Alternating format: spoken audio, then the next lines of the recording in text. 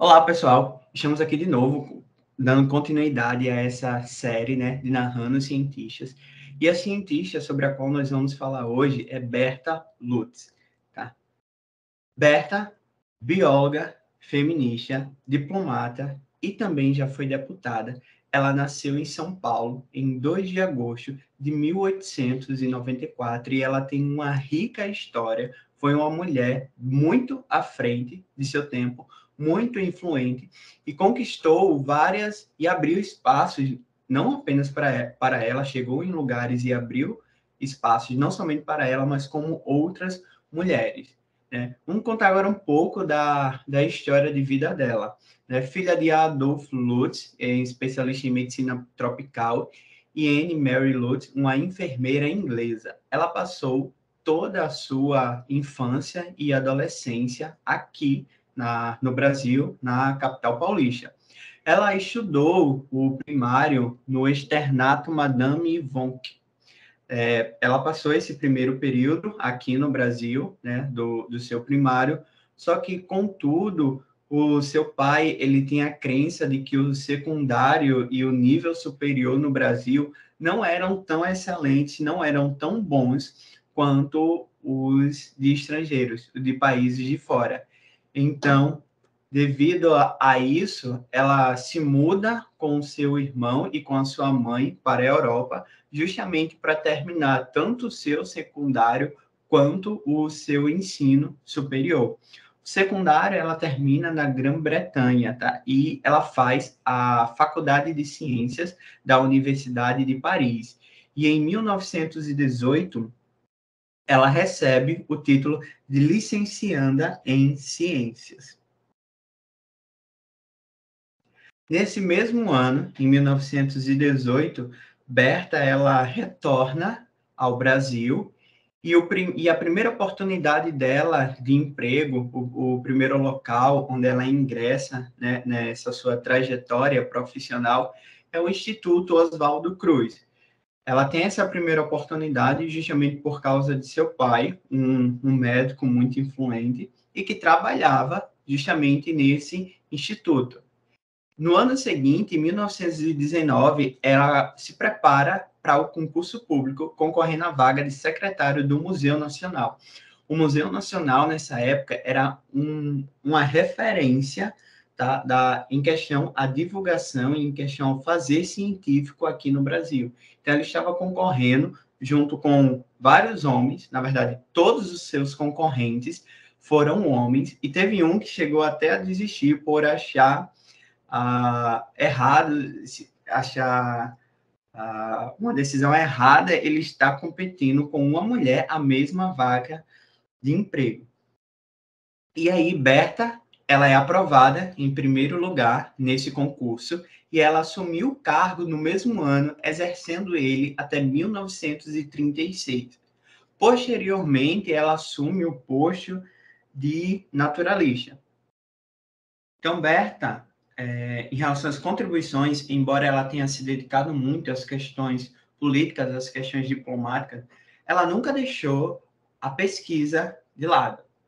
Tá? E até porque ela mesma diz que ela não havia como dissociar a ciência do feminismo.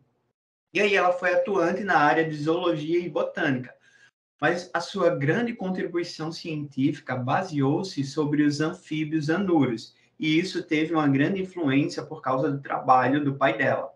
E durante toda a sua vida, ela realizou várias excursões por todo o Brasil, na Bahia, em Minas Gerais, em São Paulo.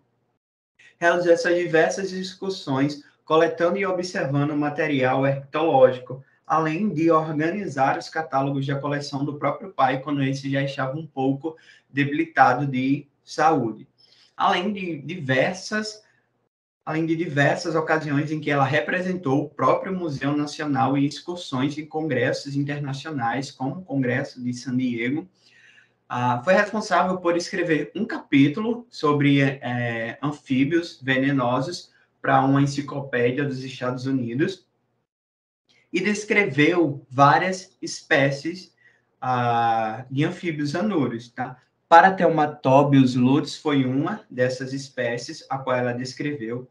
E ela também escreveu uma monografia sobre sapos do gênero Ila, tá? Então, ela escreveu uma monografia sobre os ilídeos brasileiros. Monografia essa que foi publicada pela Universidade do Texas. E devido a todas essas contribuições que Berta teve, em 1956, ela recebeu o título de professor emérito na Universidade Federal do Rio de Janeiro. Para além do campo científico, Berta também trouxe diversas contribuições para a luta feminista no Brasil e é conhecida hoje como a maior líder na luta pelos direitos políticos das mulheres brasileiras. Por ter sido educada na Europa desde seu segundo grau, Berta teve bastante contato com o movimento sufragista inglês, que lutava pela conquista do voto feminino no país. Após um ano de seu retorno ao Brasil, Berta se tornou a segunda mulher a ocupar um cargo público no país, ao assumir o cargo de secretária do Museu Nacional. Uma das primeiras contribuições de Berta ao feminismo brasileiro foi a organização do primeiro Congresso Feminista do Brasil, que ocorreu no ano de 1922. Ainda nesse ano, Berta fundou a Federação Brasileira pelo Progresso Feminino. Como presidente da federação e pelo reconhecimento do seu papel de liderança na luta pelos direitos femininos, Berta recebeu no Brasil, em 1926, a cientista Marie Curie no país, que foi a primeira pessoa e a única mulher a receber 2 prêmios Nobel em categorias diferentes, e também sua filha Irene Curie, que também posteriormente veio a ganhar um prêmio Nobel de Química no ano de 1935. Na política, Berta foi uma importante figura para a conquista do voto feminino no ano de 1932. Já nas primeiras eleições, com mulheres votando, Berta foi eleita como deputada federal suplente e como o titular do cargo faleceu, em 1936, Berta tomou posse do cargo de deputada federal. Porém, seu mandato foi bastante curto, visto que, um ano depois, no ano de 1937, Getúlio Vargas implementou o Estado Novo, o que fechou o Congresso.